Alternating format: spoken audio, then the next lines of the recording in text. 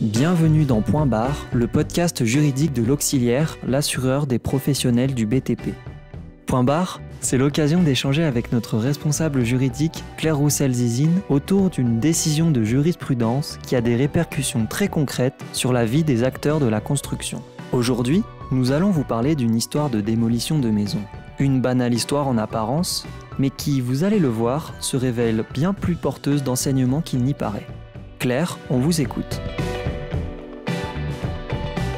Le sujet dont je vais vous parler aujourd'hui concerne tout aussi bien nos sociétaires constructeurs que tout un chacun qui, un jour, pourra faire construire sa maison et aura affaire à des malfaçons sur son bien nouvellement sorti de terre.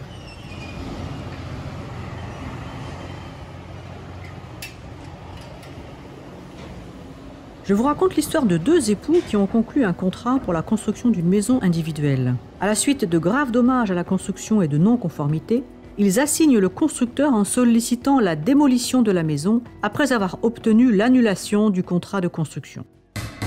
La Cour d'appel rejette cette demande, au motif que les époux, maîtres de l'ouvrage, ne démontrent pas que le défaut affectant la construction rend celle-ci impropre à sa destination, ni qu'il serait impossible d'y remédier, tant sur le plan administratif, par l'obtention d'un permis de construire modificatif, que sur le plan technique, par l'installation d'une pompe de relevage des eaux usées.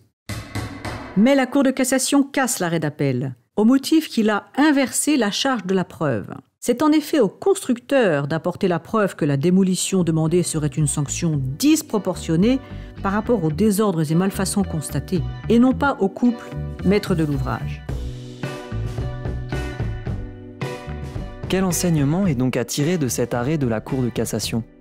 Retenons de cet arrêt qu'en cas d'anéantissement du contrat, c'est le juge, saisi de la demande de remise en état initiale, qui doit rechercher si la démolition de l'ouvrage constitue une sanction proportionnée à la gravité des désordres et des non-conformités.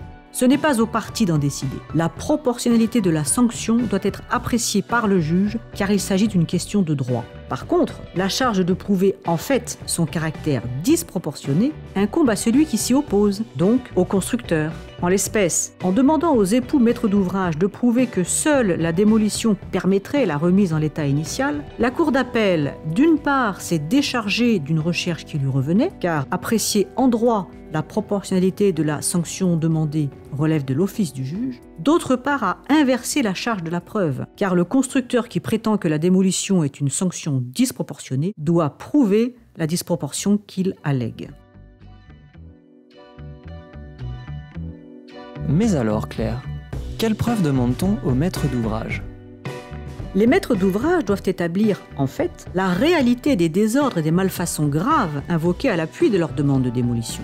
De l'autre côté, c'est au constructeur, s'il s'y oppose, d'apporter la preuve du caractère disproportionné de la démolition demandée. Point barre. On se retrouve bientôt pour un nouvel épisode de Point Barre, le podcast juridique de l'Auxiliaire.